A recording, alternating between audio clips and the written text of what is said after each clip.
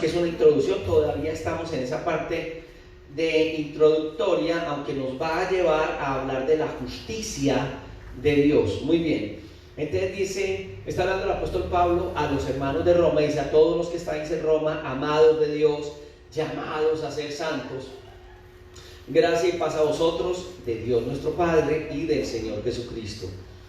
Aquí, aunque la deidad es una y Dios es uno, hay que entender que siempre la Escritura hace una gran diferencia entre el Padre, el Hijo y el Espíritu Santo. El mismo Jesús, cuando al orientar en Mateo 28, 19 y 20 y dar el paso y la predicar el Evangelio a toda la criatura y bautizarlo en nombre del Padre y del Hijo y del Espíritu Santo, hacen una diferencia, porque dentro de todo el concepto bíblico vamos a empezar a mirar que aunque Dios es uno, hay tres personas en Dios. Y Dios entonces va a empezar en la Escritura a mostrar que cada una de estas tres personas tienen funciones que, aunque es un mismo Dios, dentro de él hay estas personas que hacen tres funciones diferentes, y por eso usted va a mirar que siempre va a haber diferencia entre Padre, Hijo y Espíritu Santo. Y aquí dice que gracias da el Señor mediante nuestro Señor Jesucristo con respecto a los hermanos de Roma, y dice que de vuestra fe se divulga por todo, que vuestra fe, se divulga por todo el mundo, porque testigo me es Dios a quien sirvo, dice el apóstol Pablo, en mi espíritu, en el evangelio de su Hijo. Hace una gran diferencia, ¿cierto? De Dios el Padre, de su Hijo, de quien sin cesar hago mención de vosotros siempre en mis oraciones. O sea, él habla con el Señor de los romanos, porque deseo veros para comunicarlos algún don espiritual a fin de que seáis confirmados. Esto es, para ser mutuamente confortados por la fe que nos es común a vosotros y a mí. Pero no quiero, hermanos, que ignoréis que muchas veces me he propuesto ir a vosotros, pero hasta ahora he sido estorbado, para tener también entre vosotros algún fruto, como entre los demás gentiles, a griegos y a no griegos, a sabios y a no sabios, les debo, o soy deudor. Así que en cuanto a mí, pronto estoy a anunciaros el Evangelio, también a vosotros que estáis en Roma. Bueno, ese es el contexto que estamos mirando. Ya hemos hablado de la primera parte la vez pasada, y estamos entrando en eso. Quiero tomar el texto bíblico. A veces hablamos de la Biblia, pero no vamos a ella. En la época en que estudié en el Instituto Bíblico de la misión a la que pertenecía, mi primer instituto bíblico, ya de ahí nos formamos en otras instituciones ya a nivel universitario, pero a nivel de instituto bíblico me llamaba mucho la atención, porque nuestro pastor tenía un principio que hoy no se lleva en la mayoría de institutos bíblicos, y es que quien terminara el seminario terminaba el libro de Apocalipsis y tendría que estudiar todo el Antiguo y Nuevo Testamento. Hoy en instituciones teológicas enseñan, por ejemplo, Pentateuco, y hablan de lo que pasó en el Pentateuco, ideas, pero a veces ni siquiera el estudiante estudia los 5 primeros libros de la Biblia. Entonces a veces estudiamos libros como Romanos y no vamos al texto como tal, sino que hablamos de lo que habla Romanos. Entonces, Romanos habla de esto y de lo otro, y en el capítulo 1 nos va a hablar, por ejemplo, acerca de lo que es la justicia de Dios, pero si pasamos del versículo 18 en adelante, vamos a hablar acerca de la culpabilidad del hombre frente a Dios. Del versículo 18 nos va a hablar acerca de la revelación de la ira de Dios. El 19 nos va a hablar del universo como una revelación del poder y la deidad de Dios. Ya, no, hay que ir al texto. Al ir conociendo poco a poco el texto bíblico, usted y yo vamos a entender la razón de ser de la justicia de Dios, por ejemplo, de lo que está hablando en esta primera parte, y de lo que Dios quiere hacer. Entonces, analizando cada parte, y por eso me he tomado el hecho de analizar el texto bíblico capítulo a capítulo, versículo a versículo, estamos mirando qué quiere decir en cuanto a todo el contexto que está. Entonces, está hablando el apóstol Pablo a todos los hermanos de Roma. Yo quiero decirles, a la luz de lo que uno mira dentro de la misma texto de las Sagradas Escrituras, de la evidencia interna de la Escritura, Pablo nunca, y a nivel histórico, estuvo en Roma no estuvo en Roma para fundar la iglesia de Roma. Él no la fundó. Entonces, cuando estamos mirando esta carta, la carta a los romanos va a ser un poco diferente. ¿Qué es lo diferente? Que la mayoría de cartas son principios que él enseña a la gente que él tiene. Y yo quiero decirte algo ahí. Por ejemplo, como pastor, al ser pastor de todos ustedes, los que están en este salón y de algunos que nos ven a través de live, uno tiene la capacidad de hablar, de exhortar, de guiar y de animar a los hermanos, porque uno conoce el proceso de sus vidas. Pero cuando uno no ha estado en ese sentido, uno no puede regañar. Por ejemplo, algunos de ustedes les he en algún momento hasta exhortado, les he regañado con amor, y aunque se sienten mal en algún momento, al conocer el corazón mío como pastor, dicen: no, mi pastor es así, mi pastor me está hablando la verdad. Me sentí mal, me dio rabia. Jesús ante los discípulos, a los discípulos delante de 4 o 5 mil personas, a veces lo exhortó. Entonces a veces no es fácil, pero es mi pastor y de cuenta sé que me ama, y eso que somos seres humanos. Entonces cuando Pablo hablaba a las iglesias, pues era muy fácil hablarles, porque ellos veían, él pasaba tiempo con ellos veían sus sufrimientos. Para él estar en medio de ellos, él hacía carpas, él trabajaba en otras cosas para poderse ayudar, y ayudaba a otros. Entonces ellos veían el amor del apóstol Pablo hacia ellos. Pero cuando estamos hablando de él hablarle a los romanos, y que los romanos no fueron una iglesia que lo conocían en su proceder, y que les va a hablar a una iglesia que él no fundó, ¿cierto?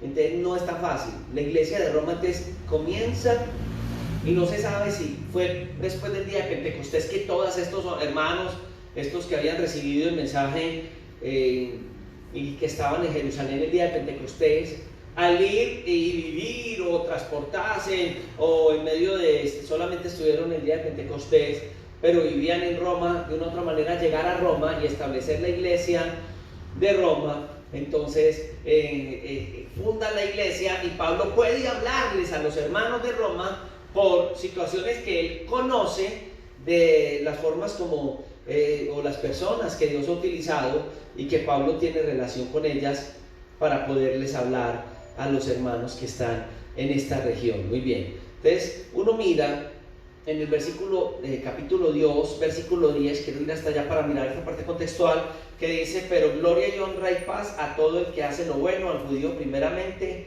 y también al griego. Entonces aquí está hablando de personas que llegaron a aquel lugar, y que, como acabo de hablar, pudieron haber llegado después del día de Pentecostés, y qué bendición que ellos llegan allá y que ellos están bendiciendo al Señor. Los judíos continuamente migran hacia Roma de una u otra manera, algunos por la parte comercial, algunos aún como esclavos, y llegan a aquel lugar. Muy bien, entonces en medio de esta situación nosotros nos estamos dando cuenta de que Pablo va a conocer hermanos de allá. Por eso, por allá terminando el libro de Romanos, uno va a ver que él saluda a hermanos que están en Roma, y que los saluda de una manera muy como si fueran de su casa, que había una muy buena relación, que fueron hermanos que conoció en otro lugar y terminaron en Roma, no siendo él alguien que funda la iglesia de Roma. Pero hay algo que él les dice a ellos que es común a todo creyente, y él les dice a ellos que ellos fueron ¿llamados a qué? A ser santos. Mire lo que dice el texto: llamados a ser. Muy bien. Y se dice que en el texto interlineal, o sea, originalmente no está la palabra hacer, es colocada, pero cuando uno mira todo el contexto se da cuenta de que los hermanos son llamados santos. El término dice llamados a ser, pero realmente son llamados santos. ¿Por qué somos santos? Nosotros no somos santos por serlo, somos santos porque Dios nos llamó para eso. Amén. O sea, los hermanos de allá se santifican en Dios. Es la palabra la que nos transforma, y quiero que tengamos eso en cuenta. No es que nosotros llegamos a la santidad por medios humanos, porque somos muy buenas personas, porque somos muy dadivosos, porque venimos a la iglesia. No, somos santos porque Él nos llamó como santos, y al llamarnos como santos, Él nos va a llevar a esa posición de santos. Y viene entonces ese término que es muy usado y que les hemos hablado acerca de los romanos, que era el concepto de gracia y paz. Gracia y paz es un saludo muy romano, pero en el caso de la escritura tenemos que entender que la gracia es algo que no es nuestro, que es un favor que Dios nos está regalando, que es inmerecido. La gracia de Dios nadie la merece. Y dice la gracia y la paz, o sea, por términos humanos no, por la misericordia de Dios experimentamos la gracia de Dios. Está hablando de algo muy, muy especial, y el término paz, pues es un término que los judíos utilizaban mucho. Cuando un judío llegaba a una casa decía paz, que shalom, pues, que significa que la paz llegue a este lugar, ¿cierto? Luchar, una ley, a veces escuchamos los cánticos judíos que está hablando de eso. Está hablando de cosas muy especiales. ¿Qué es? Está hablando acerca de dos regalos maravillosos de Dios: la gracia y la paz. Y quiero que usted observe que aún en las Sagradas Escrituras siempre hay esa recomendación de gracia y de paz. Que la gracia de nuestro Señor Jesucristo está hablando de eso que viene de Dios. Y cuando viene de Dios es algo tan especial que, aunque no lo merecíamos, el Señor nos lo ha dado. ¿Por qué nos lo ha dado? Ignoramos. Por su amor, por su misericordia, ¿cierto? Entonces Él empieza a decir: le doy también gracias a Dios mediante nuestro Señor Jesucristo con respecto a ustedes, o con respecto a vosotros. Y entonces dice que la fe de ustedes se divulga por todo el mundo. Cuando Él dice todo el mundo, no está hablando acerca de América Latina, Europa, Asia, Oceanía. En ese momento no. El mundo conocido era todo el Imperio Romano, eran todas las naciones que estaban bajo el mundo conocido de ellos. Todo el mundo de ellos eran todas las naciones que estaban bajo el Imperio Romano. Muy bien, y entonces está hablando de una iglesia que tiene unas características muy especiales. Una característica de ser una iglesia de fe. Y al ir al texto bíblico, por ejemplo, cuando vamos a Hebreos 12, nos damos cuenta que la fe se sustenta en los principios de Dios, en la palabra. La fe no es una actitud que yo tengo hacia Dios: yo tengo tanta fe, yo creo demasiado en Dios. No, la fe es lo que creemos de la palabra que se cumple en nosotros. Entonces, la fe nuestra es el depositar nuestra confianza en los principios de la palabra. Quiero hacer una pregunta. Entonces, si una persona no conoce de los principios de la palabra, ¿tendrá fe? Si una persona no conoce las Sagradas Escrituras, ¿tendrá fe?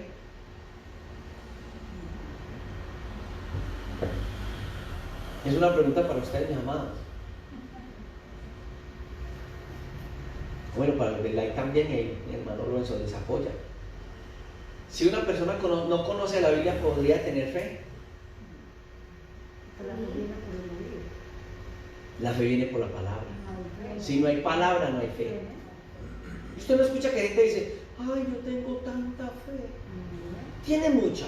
Ay, sí, recíteme siquiera unos 10 capítulos de la Biblia para ver si más o menos va cogiendo la fe. No conozco la escritura. No tiene fe. Es mentira. No se habla de fe. Hay un mover teológico que es el de fe y prosperidad. Créelo y se te cumplirá. ¿Qué voy a creer si no lo tengo? Entonces, por eso nosotros los cristianos debiésemos imitar a los hermanos de Roma, que habían crecido mucho en fe. O sea, conocían muchas promesas de Dios para pegarse a ellas. ¿Quieres fe? Entra en los principios de la palabra, créelos, vívelos, y eres una persona de fe. De lo contrario, es como las abuelas. ¿Se acuerdan las abuelitas? Que uno iba allá y las visitaba al campo y abuela: ay, mira esa gallina tan gorda. ¿Y qué hacía la abuelita? Llegaba y cogía la gallina y la cogía de aquí y la tocaba aquí. Y entonces aquí es el buche, y el buche era así. Y las tocaba así y eran flaquitas. Entonces, ¿qué decían las viejitas? Buche y pluma. Pero cuando la cogía y era pesada, y era, esa gallina sí era, no era buche y pluma. Y de ahí el término que la gente le dice a la gente, que es puro buche y pluma. O sea, carreta, apariencia, pero no hay nada. Entonces, alguien que puede hablar de fe y no tiene ese principio en la palabra, entonces sí podríamos concluir buche y pluma, ¿cierto? Bueno, esos son términos que son, no sé si se ven en otro lugar del país o en Venezuela. Eso es muy de acá, en nuestra cultura se pegó. No sé si allá también se haya pegado, pero eso es así. Muy bien, entonces él está hablando de estos cristianos de Roma que se habían fortalecido en fe, o sea que eran cristianos, primero que todo, fuertes, porque Dios había hecho. Entonces eran cristianos muy tremendos. Y yo quiero decirle, ellos crecieron, pero crecieron en las luchas, porque en Roma a ellos se les consideraba enemigos de la raza humana, porque a ellos se les criticaba por ser viciosos, por practicar el incesto. En Roma eso fue muy popular. Nerón fue uno de los que colocó eso entre los cristianos, y como ellos comían el cuerpo y la sangre de Cristo, entonces decían que se comían unos a otros, o sea que eran caníbales.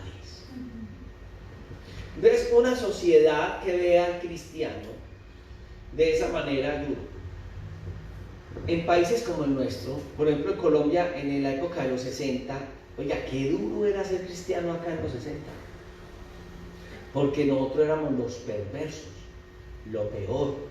A un evangélico se le prohibía el saludo, se le prohibía a los señores que tenían supermercados o tiendas venderles, porque éramos malos, porque teníamos otra religión, porque no creíamos en Dios. ¿Por qué éramos qué? Sí, y eso era una cosa terrible.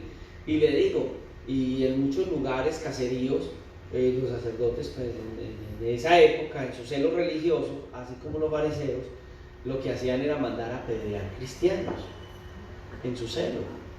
Pues déjeme decirle que en persecución es donde el cristianismo ha crecido más. Hoy no somos tan impopulares y los cristianos son mediocres. Cualquiera es cristiano.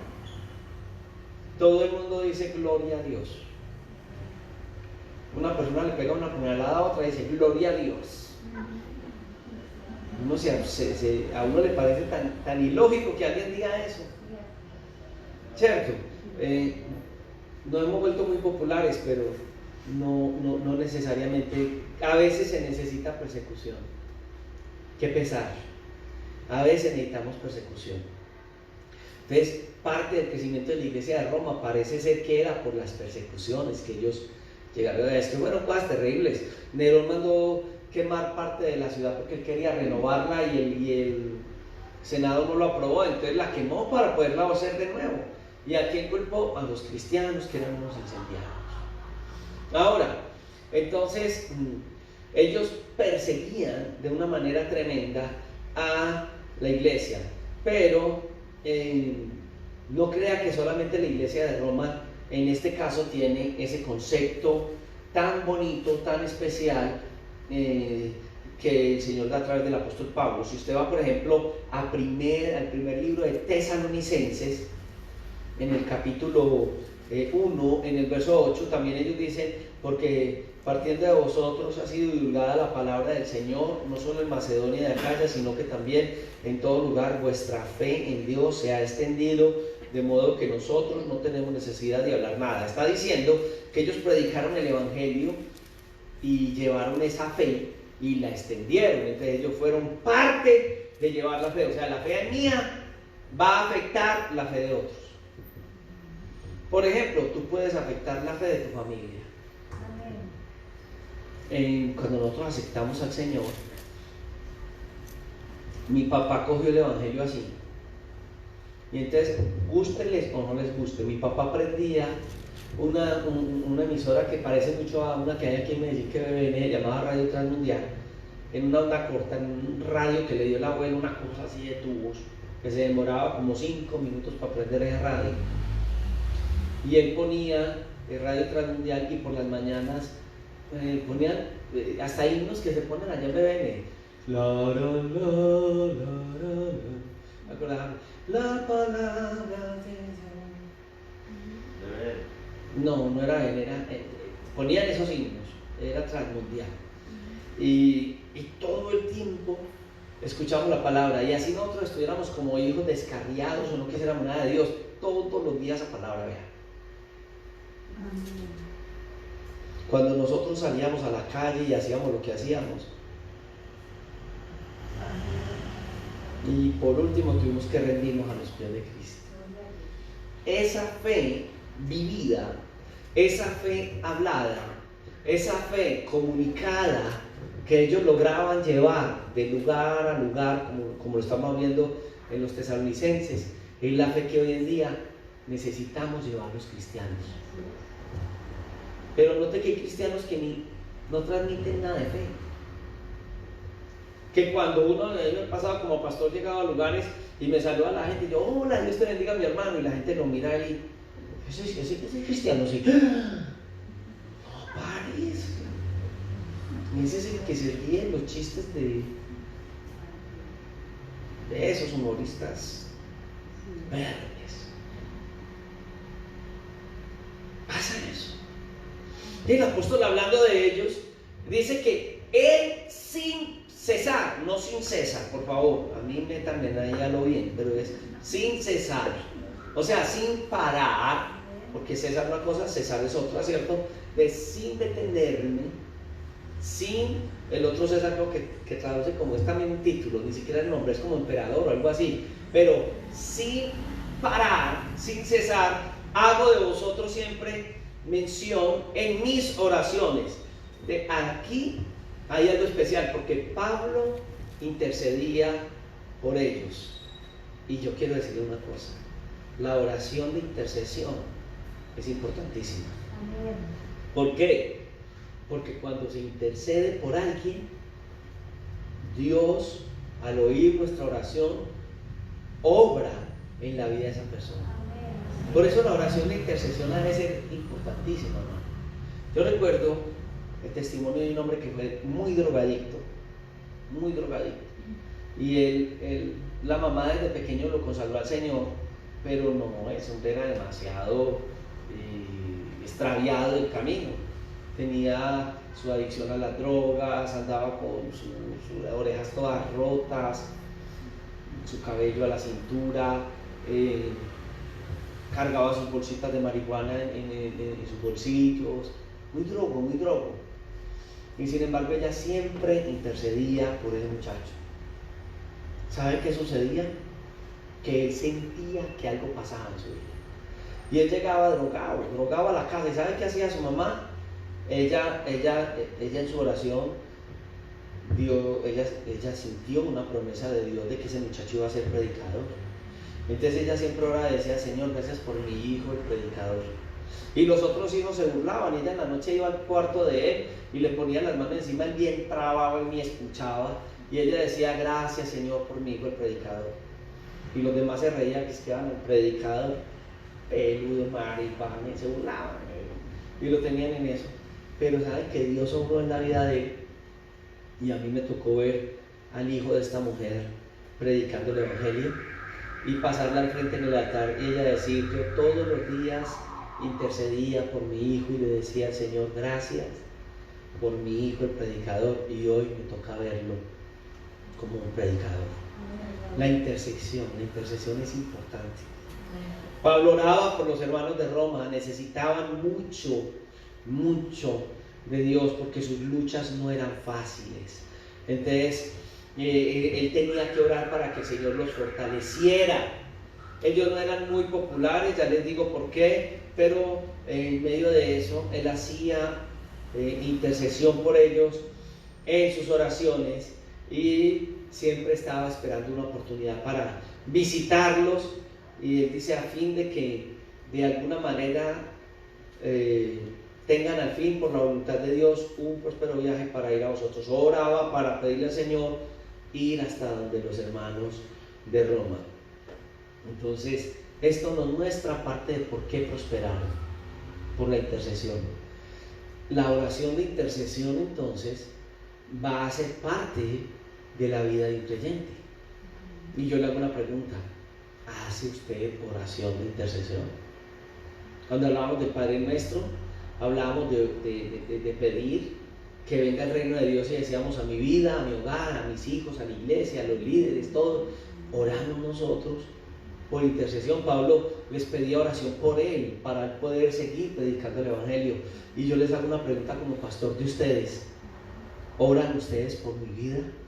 Para que el Señor me guarde física, moral y espiritualmente, y que la palabra que el Señor me dé sea de bendición para todos nosotros, incluyendo pues esto que estamos haciendo en esta noche de crecimiento en la vida espiritual.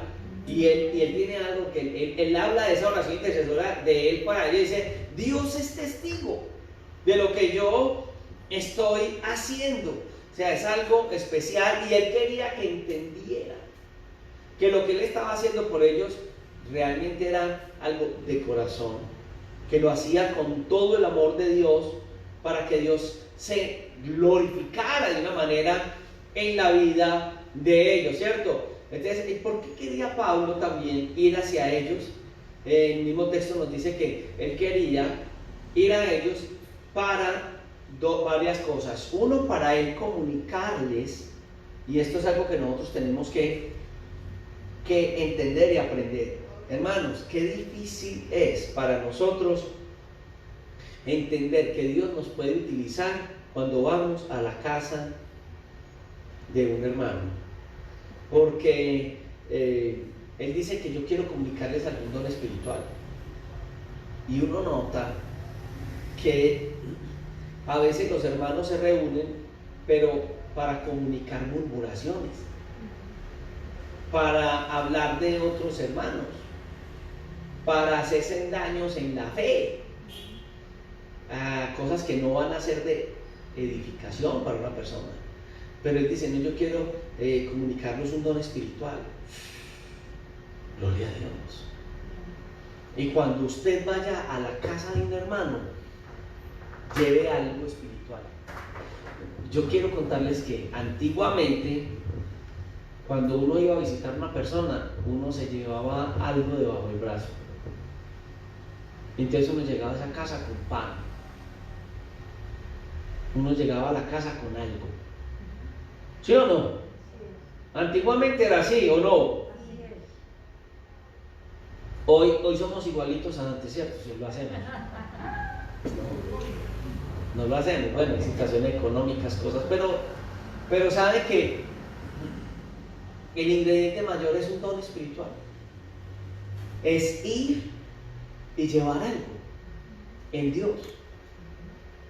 Ir y aportar algo espiritual. Cuando uno va a la casa de alguien, llevar un don espiritual. Y él dice: el anhelo de él era ese, dice, para llevar un don espiritual y ser mutuamente confortados.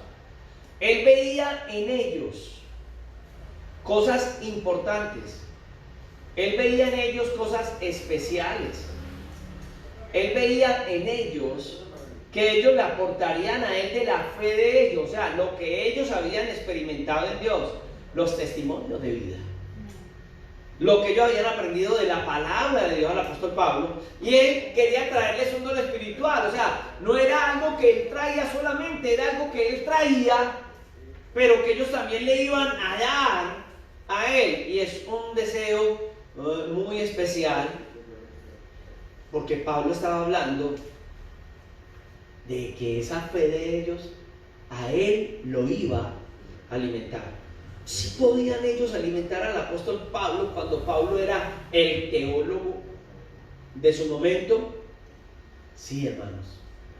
Dios siempre va a hablarnos a todos a través de otros hermanos, y a veces desde el más pequeño que está teniendo grandes experiencias espirituales. Entonces, por eso él dice que se había colocado, se había propuesto ir a los hermanos de Roma, y en ese momento no había sido la posibilidad, había sido topado. Él iba a estar lástimamente en su prisión en Roma, pero bueno, gloria a Dios por las misericordias de Dios.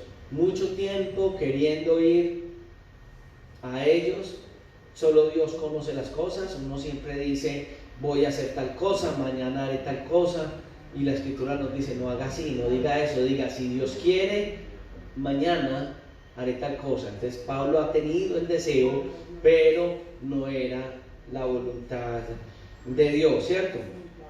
Muy bien. El Imperio Romano, predicar el Evangelio en el Imperio Romano era una cosa tremenda. Bueno, si usted sabe de los 3 viajes misioneros de Pablo, yo a veces digo 4, la vez pasada dije 4 y alguien dirá, no fueron 4, pastor. Pero es que el último viaje él lo convirtió en misionero, yendo a su prisión. Él todo lo convertía en eso, él veía un espacio para predicar el Evangelio. Y usted se da cuenta que donde Dios iba a predicar a Pablo eran lugares estratégicos. Dios le dijo, vaya a predicar el Evangelio a todo el mundo. ¿A dónde iba él? A puertos. ¿Por qué un puerto? Porque es que desde un puerto sale la gente para todo el mundo. ¿Qué estrategia más tremenda la que Dios le da al apóstol? Predicar en lugares donde la gente iba a ir a muchos lugares y donde el Evangelio iba a ser diseminado por todo el mundo. Yo le hago una pregunta, ¿somos estrategas en predicar la fe? ¿A dónde nosotros sembramos la fe que Dios nos ha dado? Él se termina diciendo, no es que yo le debo a todo el mundo, a griegos y no griegos, a sabios y no sabios, yo tengo una deuda con todo el mundo. ¿Por qué lo habla de esa manera? Porque Dios lo había llevado a predicar el Evangelio a todo el mundo. Él tenía una deuda para predicar, y más en Roma, que Roma era el ombligo del mundo, le llamaban en ese momento, o sea, la capital imperial. Roma era lo más importante. El que predicara en Roma tenía la facilidad de que el mensaje se diera por todo el mundo. Toda la gente en la época, por ejemplo, de las conquistas, antes de ser el Imperio Romano, estuvo el Imperio Griego. Y en el Imperio Griego, ¿se acuerdan quién fue el que fundó el Imperio Griego? Se llamaba ¿cómo? Alejandro Magno, el Grande. Y lo llaman así porque él conquistaba los pueblos y respetaba sus culturas, pero los traía a que pensaran como la cultura de él. Entonces él los helenizaba. El término Helena, mi esposa llamada Mariselena, ella es un término muy griego que es como de conquista, de traerlos a una filosofía. Él los eran helenistas, los helenizaba. Y en ese sentido, entonces él llegaba y veía la cultura. Entonces él cogía los libros sagrados y los traducía al griego y creó una biblioteca en una ciudad que creo que era el nombre de él, la ciudad de Alejandría. Entonces en la biblioteca alejandrina metió todo lo que creían todos los pueblos. ¿Y saben para qué lo hacía? Para entender la cultura de ellos y cómo meterles la cultura griega, que era como el quererlos helenizar. Y cuando uno mira eso en una primera instancia del Imperio griego, ¿cierto? Entonces estamos viendo algo muy especial, porque era el deseo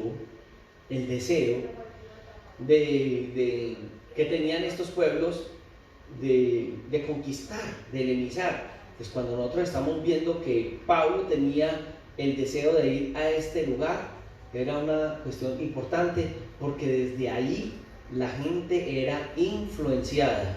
Entonces él por eso dice que a todo el mundo él tenía una deuda de llevar el mensaje a todos los pueblos. Entonces los griegos fueron helenizados, tenían el concepto, después vienen los romanos, y los romanos tienen ese concepto hacia todos los pueblos. El que fuera a Roma tenía la posibilidad y si se establecía la iglesia en Roma, de que todo el imperio romano fuera conquistado a través del mensaje del Evangelio. Dios es tremendo al darle esa visión al apóstol Pablo. Entonces estamos hablando de que Pablo se ha de convertir en un misionero que no para, en un misionero incansable, que trabajaba por todo el mundo. Ya habíamos visto, el concepto misionero era ¿qué?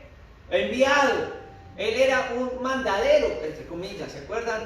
alguien que mandaron a predicar el evangelio a todas partes, y él iba y llevaba porque estaba la pasión de ir y llevar eso que era parte de su vida. Y en este punto me detengo. ¿Por qué me detengo? Porque hay mucha gente que habla de Dios, mas no viven a Dios. Hasta este punto nos ha llevado a hablar de gente que fue llamada a la santidad, que vive la santidad, que impactan a otros a través de la santidad que Dios les ha dado, y el mensaje trasciende no por lo que hablan, sino por lo que viven. Hoy hay mucha gente que habla de Dios, cualquiera habla de Dios, pero vivirlo. Porque yo puedo hablar de lo que puede ser una persona, pero cuando entiendo que en Dios está la vida, cuando entiendo que en Dios es el todo, que Él es la solución a todo problema que tiene el ser humano, porque Él es el todo en todo, y cuando Él hace parte de mi vida no es todo, entonces mi mensaje no va a ser solamente unas palabras que tienden a impactar, sino que el mensaje va a trascender y va a convertirse entonces en algo que la gente va a ver. La gente va a querer imitar su vida. Pero ¿qué tal alguien que hable bonito de Dios y su vida sea un fracaso? Yo recuerdo el centro de rehabilitación, hace unos días me encontraba con un personaje que conocí en el centro de rehabilitación hace 20 años. Estaba por allá en el centro de rehabilitación. Y tuve la oportunidad de compartirles ese día de la palabra. Y esa persona llorando se me acercó y me dijo: pastor, déjeme decirle que yo a usted lo llegué a odiar en el centro de rehabilitación. Hombre, ¿por qué me odiaste? Porque es que usted me dio mucho palo. Usted en ese centro, hermano, no me comía de nada. Él era un muchacho que hablaba 2 idiomas, que se creía evangelista, que entre comillas decía haber fundado iglesias, y cuando estaba en el centro de meditación nos compartía que él estuvo en Cali, él era paisa, y que en aquel lugar él iba y predicaba, y que tenía un grupo de personas que le escuchaban, pero lastimosamente esta persona no tenía una relación con el Señor. Entonces él cada 6 meses se venía para Medellín de vacaciones, y las vacaciones de él eran en los prostíbulos de Guayaquil. Entonces era una semana donde él se bajaba 6 kilos, consumía de todo, se prostituía de una manera terrible, y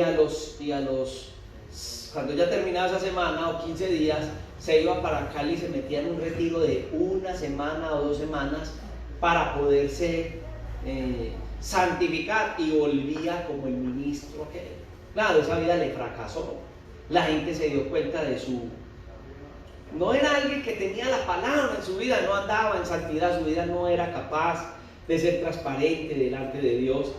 Y el mensaje de él fracasó, porque el mensaje no es lo que yo hable, el mensaje es lo que yo vivo, que va a tomar sustancia, y que yo al hablarlo y vivirlo, ese mensaje va a impactar vidas. Ese evangelio va a ir acompañado, esas buenas nuevas van a ir acompañadas de la unción y el poder de Dios. Entonces mire que el alcance que está hablando el apóstol Pablo en Roma no era cristiano cualquier individuo de esos mediocres. En Roma el que decía ser cristiano, es más, en esa época abiertamente no se podían declarar cristianos, porque vinieron persecuciones a los cristianos. En algunos momentos se tenía que alguien sentar en una mesa y dibujar un pescado, que era el símbolo Ixoye, que significaba: con este signo vencerás, o el pescado, pescado. Y que cuando ellos dibujaban el pescado en una mesa y alguien se identificaba con la fe cristiana y el pescado, decía: oh hermano, Dios te bendiga. Pero si no, él borraba eso y ya, porque vivir el evangelio era tremendo, se tenían que reunir en catatumbas. Pero la vida impactaba. El evangelio era predicado, era en vida. Ellos eran perseguidos, pero tenían la autoridad de Dios, porque el evangelio era su propia vida. Y el apóstol Pablo por eso dice que esto fue tremendo. Y ese tipo de cristiano trascendieron, porque aún en los evangelios y en Hechos de los Apóstoles, usted va a encontrar en Hechos que dice que ellos trastornaban el mundo. Su vida impactaba. Claro, algunos de ellos serían testigos. Jesús les dice: y me seréis testigos en Jerusalén, Judea, Samaria, hasta el último de la tierra. Pero recuerde que el concepto testigo era mártires. Y me seréis mártires. ¿Cuántos mártires están aquí en esta noche? Ay.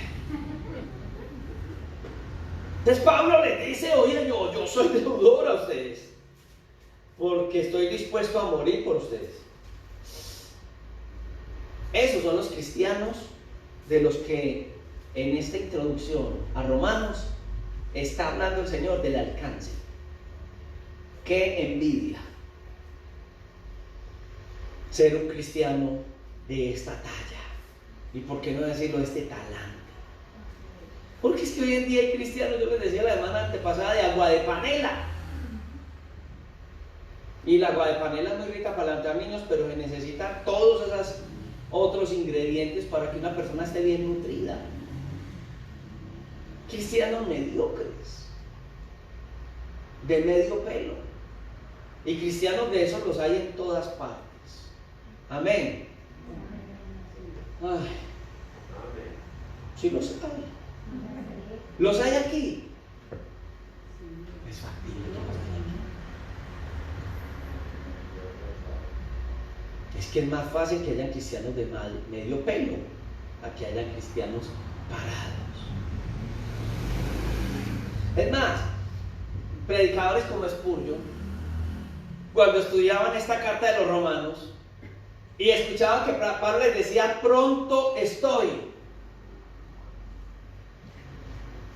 decía, de pronto ese fue un lema de Pablo, porque recuerden que en Hechos capítulo 9 versículo 6, cuando Pablo es llamado por el Señor, lo que Pablo le dice es: Señor, ¿qué quieres que yo haga? Y eso se convirtió como en el lema de Pablo: pronto estoy. ¿A dónde quieres que yo vaya? Estoy dispuesto. Me gustó mucho algo que mi esposa me decía del fin de semana cuando estuvo con la reunión de adolescentes de la iglesia. Me gustaron dos cosas. La primera, que cuando ella les dijo que se hacían la reunión de adolescentes cada mes, los adolescentes dijeron: no. ¿Por qué cada mes? ¿Por qué no cada 8 o 15 días? Al menos. Y lo segundo, que uno de los muchachos dijo: yo quisiera desarrollar una carrera en la vida, yo quisiera hacer, y dijo la carrera, pero si el Señor me llama a servirle, estaría dispuesto a servirle a Dios por encima de la carrera que yo quisiera tener. Oh, eso fue una cosa que impacta. Hombre, yo quisiera en la vida, pero hoy escuché a un joven, él es predicador, es amigo, es familiar, hasta familiar mío es, y me llamó la atención porque él decía: toda mi familia, ha encontrado en mi familia que muchos ya se realizaron, él tiene por ahí de 27 a 30 años, y él decía: ya toda mi familia profesionalmente está realizada, pero yo escogí el camino del llamado de Dios. Y hoy, y colocó una foto en el altar, en un altar predicando: hoy me siento feliz porque renuncié a mis intereses personales por obedecer el llamado de Dios. Oh, yo cuando vi, yo creo que yo la tomé una foto. Yo le voy a mandar ahí, yo le mando la foto. No para exaltar a una persona, pero un hombre joven, un muchacho joven, decir: yo escogí el mejor camino. Hermanos, es que escoger el camino del servicio a Dios es el más digno, aunque es el más rechazado. Es el más digno, aunque humanamente no es bien visto. Es el más digno, pero yo recuerdo en mis años mozos, cuando yo estudiaba en la universidad, una de las carreras que en la vida estaba desarrollando, y recuerdo que estudiando esa carrera, el Señor empezó a hacerme el llamado, y yo le decía al Señor: ay, Dios mío, yo te sirvo. Yo termino mi carrera y te sirvo desde la carrera y le doy plata, o sea, y si te soy profesional, puedo ayudar mejor económicamente, hasta coloco una parte de mi sueldo para servirle, pero por favor no me llames al pastorado. El pastor mío era un hombre sufrido. Yo decía, ser un pastor es ser sufrido. Que la gente hable mal de uno, que diga que se robó yo no sé qué, que se roban los diezmos, que esto, ay, no, ser pastor es lo peor. Yo te sirvo allá de las gradas, no me vayas a poner a servirte. Y cuando el Señor me llamó, una de las cosas más grandes fue el ego, porque para mí ser pastor era humillante. Vivir, por ejemplo, el sostenimiento, que es servir en la obra de Dios, de lo que el Señor me diera a través de él. ¿Por qué si tengo esta y tengo estas? Y puedo hacerlo. Y de pronto colaboro ahí y ayudo. Y colaboro bien para que al pastor no le vaya tan mal como le iba. Bueno, al Señor le plació llamarme y cuando me llamó, ¡ay, qué bendición! Porque hay que decir como Pablo, pronto estoy. ¿Qué quieres que yo haga? Aquí estoy dispuesto a lo que tú me mandes. Pablo nos da un testimonio. No vine a predicar hoy a Pablo, vine a predicar a Cristo. Pero veo en hombres dispuestos para Dios cómo Dios puede usarlos como a este hombre, porque Dios tiene un propósito y algunos de esos hombres lo cumplen. Dentro de ellos está este hombre. En el versículo 15 de este capítulo 1 de Romanos dice: así que en cuanto a mí, pronto estoy, oiga pues, a anunciaros el evangelio también a vosotros que estáis en Roma. O sea, yo estoy listo. Había un coro de hace muchos años que cantábamos muchos cristianos, hermoso. Yo estoy listo si Él me llama. Yo estoy listo si Él me llama. ¿Se acuerdan algunos? Y dice que estaré en la viña del Señor, estaré trabajando en la viña del Señor. Y qué gozo trabajar en la viña del Señor. ¿A cuánto le gustaría estar tiempo completo en la viña del Señor? Eso sí me gustó. Oiga, perdónenme, yo quiero gozarme con ustedes. ¿Cuántos estarían dispuestos a trabajar en la viña? Pero los que están dispuestos, los otros no lo vayan a hacer por los demás. Pero ¿cuántos están dispuestos a trabajar en la viña del Señor? Amén. Gloria a Dios, Señor. Ahí está la cosa. Está buena la cosa esta noche. Entonces, en Hechos capítulo 21, versículo 13, yo encuentro a este mismo hombre que dice, estamos hablando cuando estaba hacia Tolemaida y Cencrea, que es cuando Pablo recibe una advertencia del Espíritu de Dios. Pero aún así Pablo en el versículo 13 le dice: Pablo respondió: ¿qué hacéis llorando y quebrantándome el corazón? Porque yo estoy dispuesto no solo a ser atado, mas aún a morir en Jerusalén por el nombre del Señor Jesucristo. No lo haga. Yo estoy dispuesto a vivir para Dios. Este romano nos está dando duro y nos está comprometiendo. No, aquí estoy hablando de Romanos y yendo a contexto, ¿cierto? El contexto que estoy viendo es el de Hechos 21:13. ¿Cierto? En Romanos dice que estoy pronto, pero yo estoy mirando textos que me están mostrando que no solamente ahí en la carta lo expresaba, y que no solo lo expresó, porque era un momento donde su vida peligraba y él decía: no importa. Porque es que hablarlo, hay una diferencia entre yo hablarlo y yo vivirlo. Y Pablo aquí, el Señor a través de la obra del Espíritu Santo en la vida de Pablo fue tremenda, porque él estuvo dispuesto a morir. Hermano, eso no es de uno. Hoy estábamos en la cocina y estábamos con algunos hermanos y recordábamos un episodio que vimos en el centro de rehabilitación. Nosotros trabajábamos por una empresa que llamaba Fatelares, con los muchachos del centro de rehabilitación, así cortando y hacíamos, cosíamos las colchas, les colocamos unos bordes, le hacíamos un trabajo, teníamos máquinas y las madres y algunas señoras nos trabajaban. Entonces con los muchachos cortábamos las telas y ellas las organizaban para esta empresa.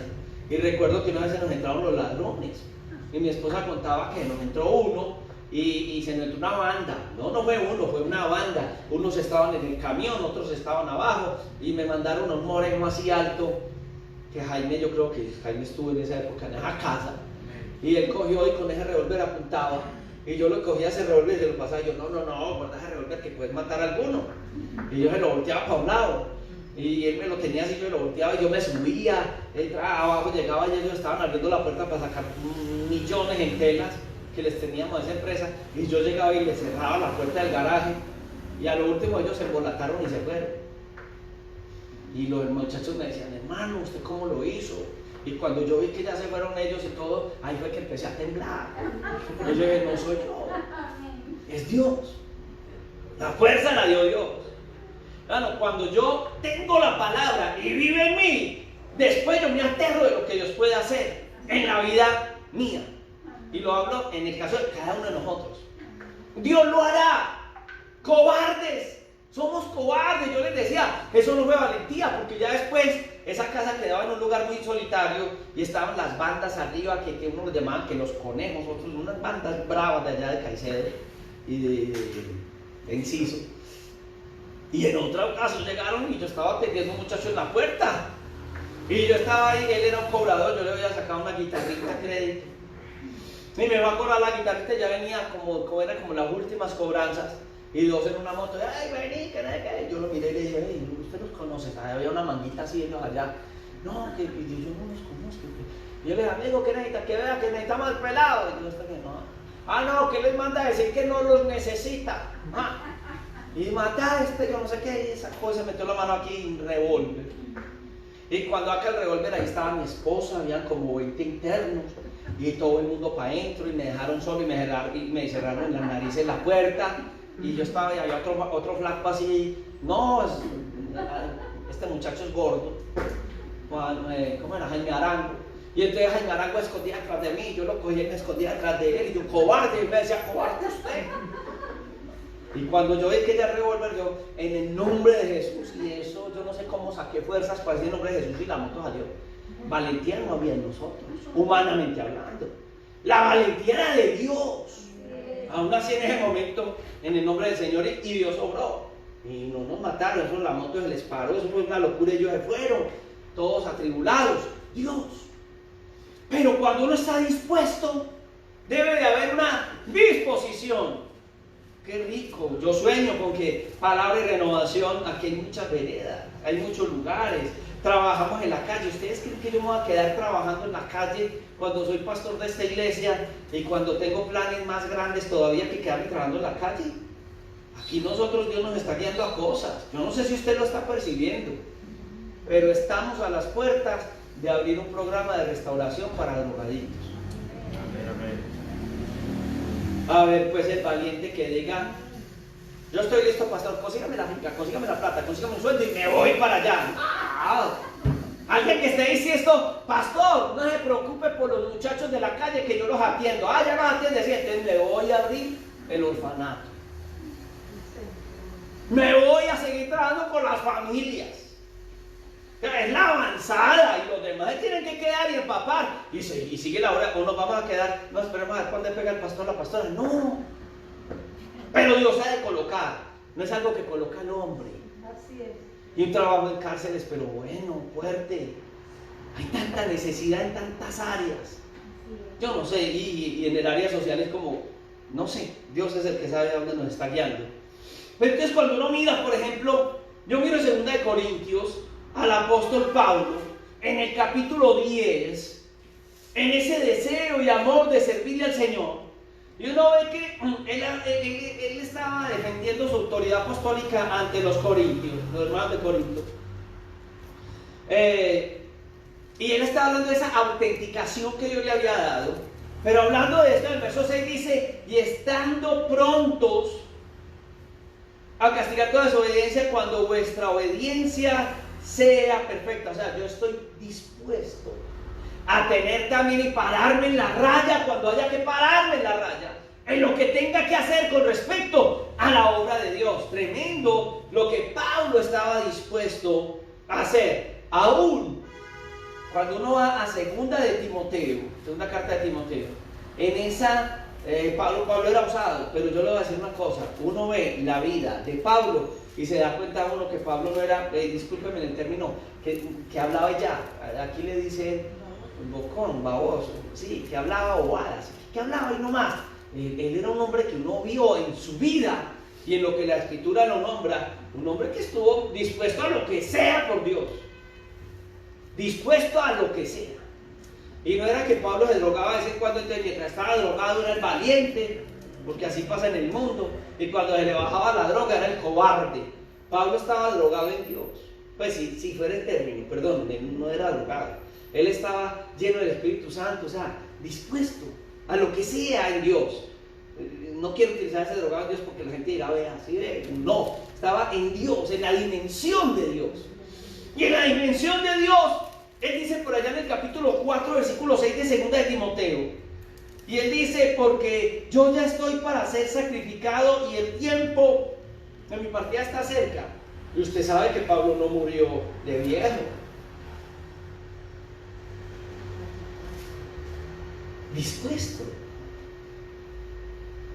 Dispuesto a morir en la mano del emperador.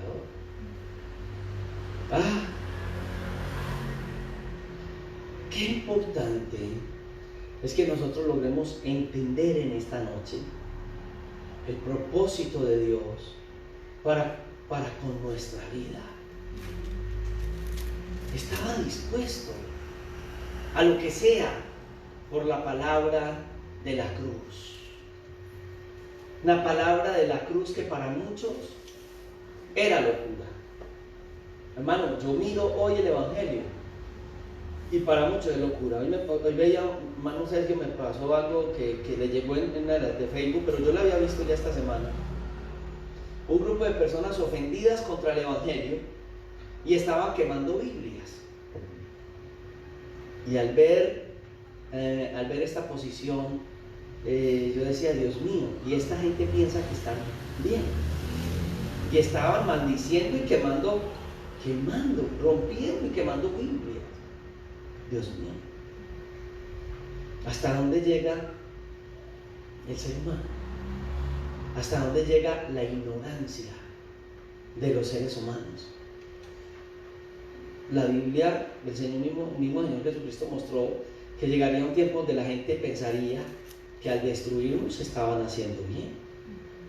Y el mundo ha entrado en esa dimensión. Déjeme decirle que el mundo hoy cree que haciendo el mal están haciendo el bien.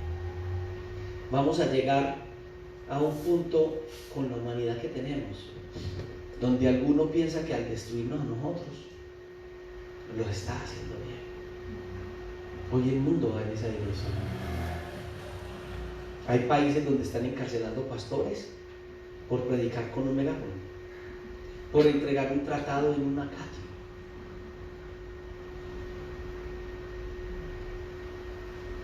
Porque alguien se queja de que le molesta que una iglesia esté en algún lugar. Hay lugares en el mundo. En nuestro país hay gobernantes o padres de la patria que han querido introducir esas leyes en el Senado. Personas que no se les da nada meter sus ideas contrarias a Dios, ateas. Quieren que se les respete sus posiciones, pero no respetan la posición de Cristo. Eso sucede. Algunos de nosotros cuando llegue el momento van a ir corriendo. No van a querer ser perseguidos. Tiene que tener uno una fe como la de los hermanos de Roma. Una verdadera fe. Y en esta noche, la pregunta que el Señor nos hace es: ¿cuántos cobardes hay aquí? Temerosos, medrosos. ¿Usted qué haría en un tiempo de persecución? Hay gente que a duras penas viene a la iglesia. A duras penas. ¿Estaría usted dispuesto a entregar hasta su última fuerza por la causa de Cristo? ¿Está dispuesto a morir al mundo y vivir para Dios? Tal vez dentro de usted hay un gran anhelo, pero usted dice: soy cobarde. ¿Para qué? No, me falta. Yo sí podría llegar allá. Sí podemos, pero tiene que haber una convicción en Dios y morir a nosotros y vivir para Dios. Padre, esta noche es tan especial. Me uno a mis hermanos que están acá, a este buen número de hermanos que están en esta noche, en este lugar. Te ruego que en tu amor y misericordia nos cubras. Que tu Santo Espíritu en esta hora tome control de nosotros. En el nombre de Jesús de Nazaret, rompe cadenas, quiebra yugos en esta hora por el poder de tu palabra. Reprendemos toda obra del maligno en las vidas y te pedimos, Señor, que haya una actitud de obediencia, de amor a tu palabra, de entrega total. Padre, a los que han dado pasos hacia atrás, trastoca sus vidas, trastorna sus vidas. No los dejes avanzar en el alejamiento, en el mal. Atráelos, Señor. Como dice tu palabra, atráenos, oh Dios, en pos de ti correremos. Atráenos, Señor, en esta hora, que tu Espíritu Santo vivifica. Levanta, Señor, esas vidas muertas, secas. Reverdece la obra tuya, sí, reverdécela en las vidas. Levántanos en esta hora con el poder de tu palabra. Levántanos, Señor, a través de la obra del Espíritu Santo en esta hora con poder y autoridad en el nombre de Jesús. Haz tu obra, Señor. Te damos gracias, Señor. Muchas gracias, Dios, muchas gracias, Espíritu de Dios. Oh, gracias por romper en esta hora cadenas, rómpelas.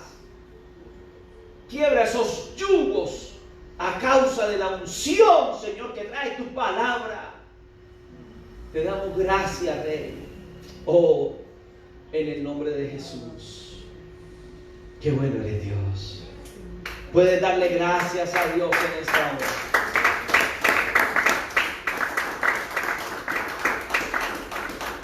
Bueno, mis amados, yo quiero recordarles que ya el domingo tenemos un solo culto. Muchos de estos muchachos no van a poder estar. Juan no va a poder estar. La única manera es que quede amaneciendo y durmiendo acá. Tampoco puede estar con nosotros Ami. Y bueno, y de los que están en esta noche no podrían estar personas menores de edad. Tenemos toque de queda a partir de mañana hasta el martes ya. Entonces, pero los hermanos se van a estar, que es como la iglesia tiene un buen grupo de muchachos, los muchachos no van a venir. Y vamos entonces a estar en el culto de las 10. A las 8:30, Instituto Bíblico, normal. Y a las 10 tenemos el culto. Creo que el culto de este domingo va a ser una bendición muy grande. Véngase preparadito. Amén. Y bueno, es una bendición muy grande. Dios les bendiga a todos.